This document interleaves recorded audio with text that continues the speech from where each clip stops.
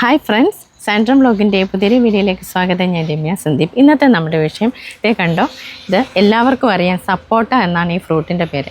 പണ്ട് തൊട്ടേ നമ്മുടെ നാട്ടിലെല്ലാം ഉണ്ടായിരുന്നതാണ്. എന്നാൽ ഇപ്പോൾ പല സ്ഥലങ്ങളിലും ഇത് വെട്ടി കളയാറുണ്ടായിരുന്നു. കാരണം ഇത് പഴുത്ത് കഴിയുമ്പോഴത്തേനുള്ള ടേസ്റ്റ് പലർക്കും ഇഷ്ടമില്ല. എന്നാൽ ഇപ്പോൾ ഇത് പിന്നെയും തിരിച്ചു വന്നിട്ടുണ്ട്. അതിൻ്റെ കാരണം എന്താണെന്ന് വെച്ചാൽ വളരെയധികം വൈറ്റമിൻസ് ഉണ്ട് ഇതിനകത്ത്. അപ്പോൾ ഇത് കണ്ടോ, ഞാനിപ്പോൾ ചേച്ചിയുടെ വീട്ടിലാണ് നിൽക്കുന്നത്. അപ്പോൾ ഇവിടെ ഉണ്ടായിരുന്നു പണ്ട് തൊട്ടേ ഉള്ളൊരു സപ്പോട്ടയാണ്. ഇതൊരുപാട് അങ്ങ് വളർന്നു പോയ സമയത്തായിട്ട് അതേണ്ട ഇത് മുറിച്ചു വിട്ട് കഴിഞ്ഞിട്ട് ഇതിൽ നിന്ന് വന്നിട്ടുള്ള ബ്രാഞ്ചുകളെല്ലാം കണ്ടോ, അതിനകത്താണ് ഈ കായകളെല്ലാം വന്നിരിക്കുന്നത്. അപ്പം പ്രൂൺ ചെയ്ത് നിർത്തുകയാണെന്നുണ്ടെങ്കിൽ നമുക്കൊരു ഒതുങ്ങിയ സ്ഥലത്ത് ഇതിനെ നിർത്താനും പറ്റും.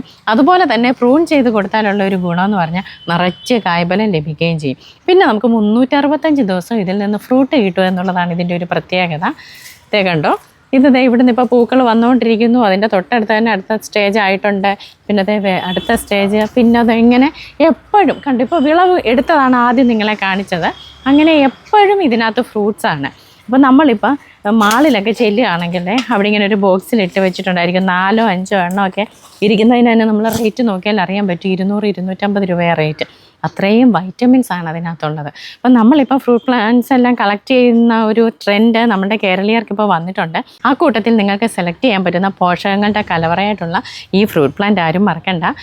ഷെയ്ക്കൊക്കെ അടിച്ച് കുടിക്കാനൊക്കെ ആണെങ്കിൽ ഏറ്റവും സൂപ്പറായിട്ടുള്ള ഒരു ഐറ്റമാണ് ഇത്. പലതരത്തിലുള്ള ഇനങ്ങളുണ്ട്. ഇതെല്ലാം തന്നെ നമ്മളുടെ കേരളത്തിൻ്റെ കാലാവസ്ഥയ്ക്ക് അനുയോജ്യമാണ്. മെയ് ജൂൺ മാസങ്ങളിലൊക്കെയാണ് ഇത് നട്ട് വളർത്തേണ്ടത്. അതുപോലെ തന്നെ 3 തൊട്ട് 5 വർഷം കാലയളവിലും 5 തൊട്ട് 6 വർഷം കാലയളവിലും ഫ്രൂട്ട്സ് തരുന്ന പലതരത്തിലുള്ളതുണ്ട്.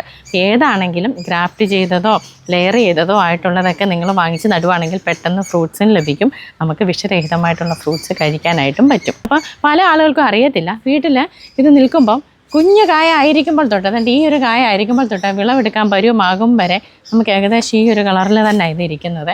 അപ്പോൾ വിളവെടുക്കാറായോ എന്ന് നമുക്കറിയാൻ പറ്റത്തില്ല. കാരണം ഇതിൽ നിന്ന് പഴുക്കുകയാണെങ്കിൽ പെട്ടെന്ന് തന്നെ കിളികളൊക്കെ കൊത്തിക്കൊണ്ട് പോകും. അപ്പോൾ നമ്മളിതിനെ പറിച്ചു വെച്ച് പഴുപ്പിക്കുമ്പോഴാണ് കൂടുതലും ഇതിൻ്റെ ടേസ്റ്റ് വരുന്നതും അതുപോലെ തന്നെ നമുക്കെല്ലാം നഷ്ടപ്പെടാതെ കിട്ടുന്നതും. അപ്പോൾ ഏത് സമയത്താണ് പറിച്ചു വെച്ച് പഴുപ്പിക്കേണ്ട എന്നൊരു കുഞ്ഞു ടിപ്പ് പറയാം. ഇത് വിളയാറാവുമ്പോഴത്തേന് ഇതുപോലെ ചെറിയ കളർ വ്യത്യാസം വന്നതുകൊണ്ട് ഇങ്ങനെ ഒന്ന് തെളിയും.